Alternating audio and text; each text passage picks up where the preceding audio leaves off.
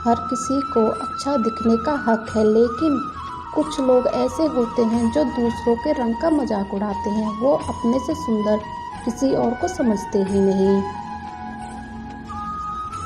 उन्हें यह लगता है कि भगवान जो दिया है बस उन्हीं को दिया है, और उन लोगों को अपनी खूबसूरती पर बहुत घमंड आ जाता है और वो हर बार इसी कोशिश में लगे रहते हैं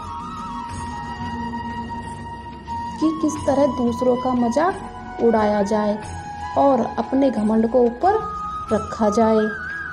बहुत समय पहले की बात है। एक राज्य में बहुत ही खूबसूरत लड़की रहती थी। उसकी खूबसूरती के चर्चे पूरे राज्य में थे। खूबसूरत होने के साथ साथ वह बहुत ही सुंदर नाच भी किया करती थी।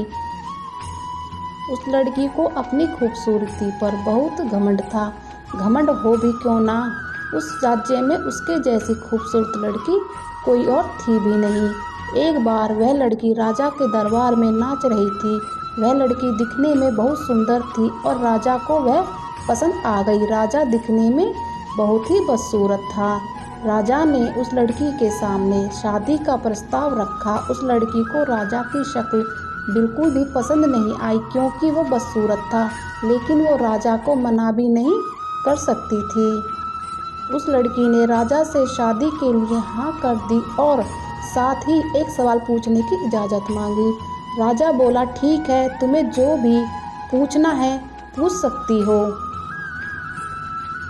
उस लड़की ने राजा का मजाक उड़ाते हुए उनसे कहा, महाराज, जब हुस्न और खूबसूरती बट रही थी तो आप कहाँ थे? राजा को सवाल सुनकर गुस्सा तो बहुत आया, लेकिन वो मुस्कुराते हुए बोला, जब तुम हुस्न और खूबसूरती की लाइन में खड़ी हुस्न और खूबसूरती ले रही थी तो उस वक्त मैं किस्मत की लाइन में खड़ा किस्मत ले रहा था, जिसकी वजह से आज मेरे दरबार में तुम जैसी हुस्न वाली लड़कियां गुलामों की तरह नाच रही हैं। ये छोटी कहानी हमें यह बात सिखाती है कि आप जैसे भी दिखते हैं या आप जैसे भी हैं और आपको लगता है कि आपके पास जो भी है वह दूसरों से कहीं बेहतर है, तो कभी भी उस बात पर घमंड मत कीजिए। आपकी खूबसूरती आपकी किस्मत से बड़ी नहीं है, इसलिए आप अपनी खूबसूरती पर कभी घमंड मत करो। चेहरे की खूबसूरती सिर्फ 4 दिन की होती है। ऊपर वाले से अक्सर अपनी अच्छी किस्मत की दुआ करो, ना कि अच्छी शक्ल और सूरत की। किस्मत के सामने किस्मत की नहीं चलती और किस्मत बदलते देर नहीं लगती।